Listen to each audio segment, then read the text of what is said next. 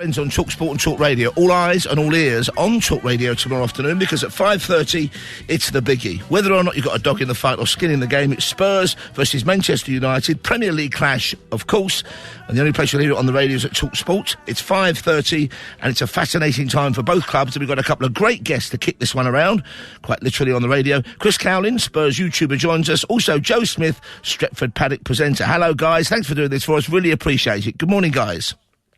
Hello, Paul. How you doing? Very well indeed. Right. Let me start with you, Joe, and you'll understand why. You're in a very unusual time at the moment for Man United. Immense, intense debate on the sports bar about this last night. What are your thoughts about what the immediate future might hold for your club, setting aside tomorrow's game? Well, the immediate future seems to be Ole Gunnar Solskjaer staying in the job and continuing. I wouldn't say business as usual, because I think we're sort of past that point at this stage, you know, with all the speculation and rumours that we've seen over the last week. But Ole's still in the job, and, you know, as long as he is, you need the players to start fighting for that, because, you know, as things stand, you can't see him being there too much longer. And how do you feel about that? I mean, we've got an international break coming up. Do you think that might be the kind of break with Ole Gunnar Solskjaer for Man United? Well, you wonder, don't you? And you look at the United fixtures over Christmas and into the new year, they're, you know, particularly favourable. The sort of run that United would maybe want to give a new manager so they can start off well, so they can build that rapport with the fans and with the dressing room, with a few, not easy wins, obviously, but, you know, none of those big players, big teams to play over that period. So who knows? Who knows how it'll go?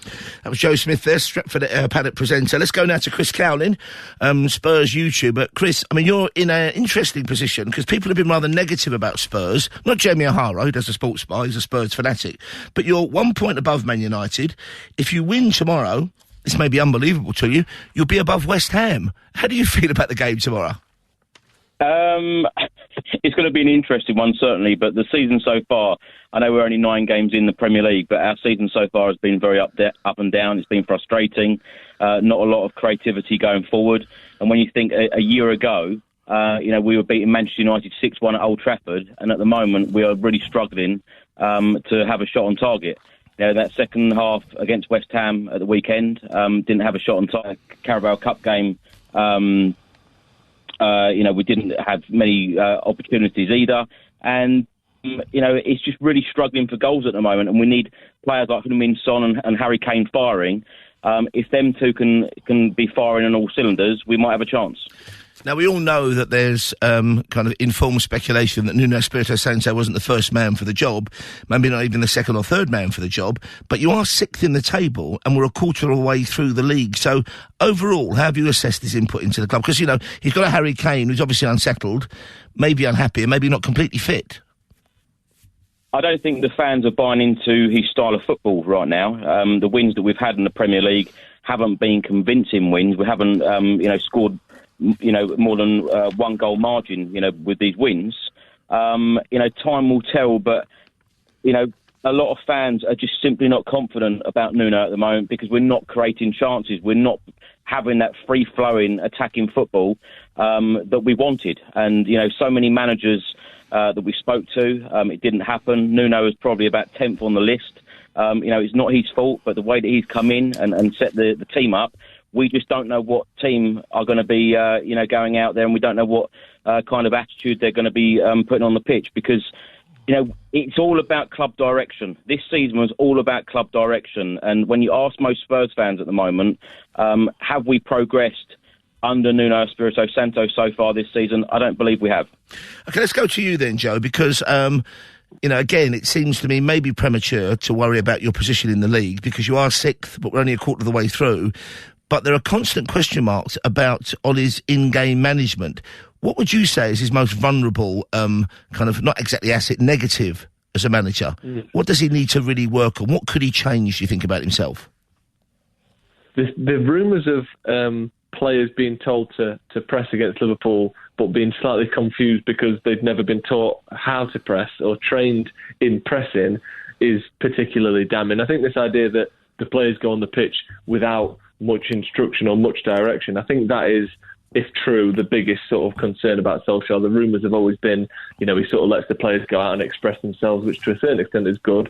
But when you're playing against teams with players as good as yours who are incredibly well drilled, who have excellent tactics, who know their roles inside and out, you're going to get shown up as we did against Liverpool, as we did against Leicester. So probably his biggest weakness, if it is the way it's been reported, he doesn't seem to have that sort of strict style of play. Mind you, with the players at the front of the calibre you've got, do they really need to be coached on a weekly basis about how to press? Well, the proof is in the pudding, and you ask the players that played against Liverpool, I'm sure they would say, I wouldn't mind a bit more of an idea of what we're supposed to be doing there, because first 90 seconds we looked all right, but after that, it was an absolute drubbing. I mean, the revelation for me was, and again, I haven't got kind of skin in the game, but was the uncertainty at the back, the hesitancy between Harry Maguire and Luke Shaw. And that's got to be a concern. I suppose, it's the midfield, is it, that really needs looking at come January?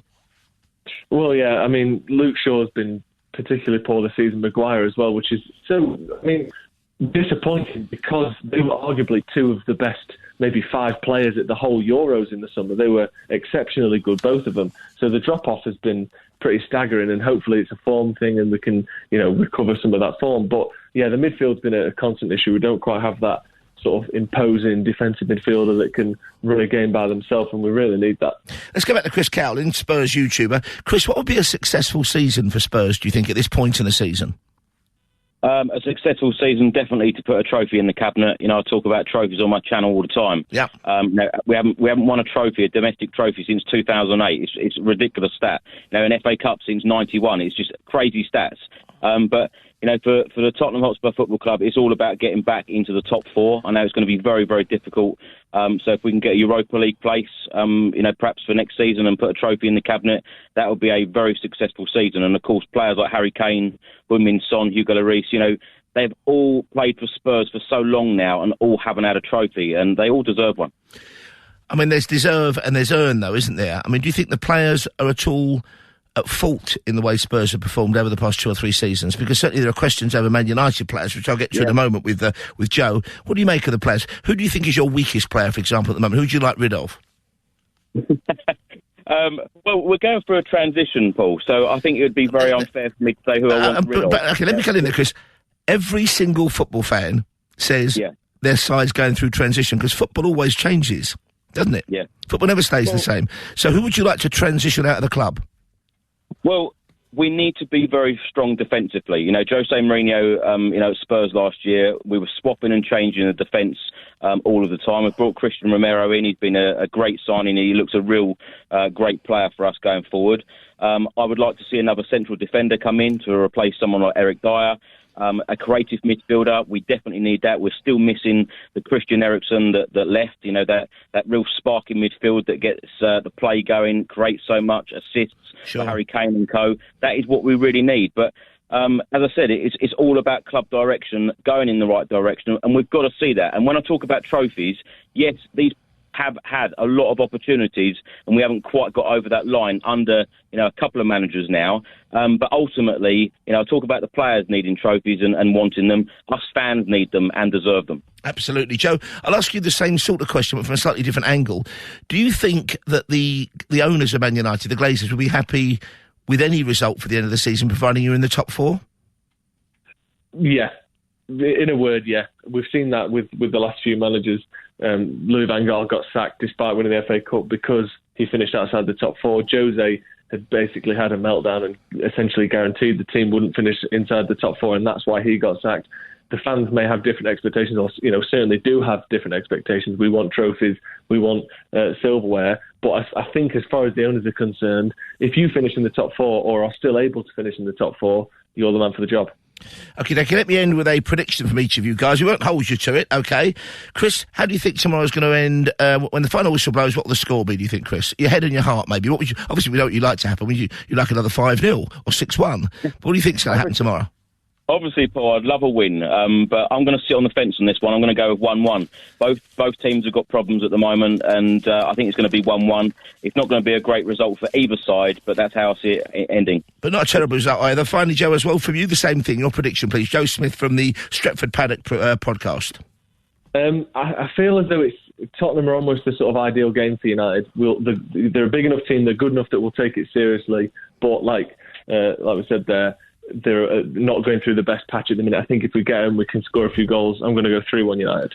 Brilliant stuff there. That was Joe Smith from Stretford Paddock, and also Chris Cowlin, Spurs YouTuber, talking to me, Paul Ross, and you guys on talkSport and Talk Radio, where we're live till 5. Cheers, guys. Hi, I'm Dr. Ellie Cannon. Whether you spent this half-term hanging out with your mates, going on holiday, or getting your COVID-19 jab, getting back in the classroom next week means getting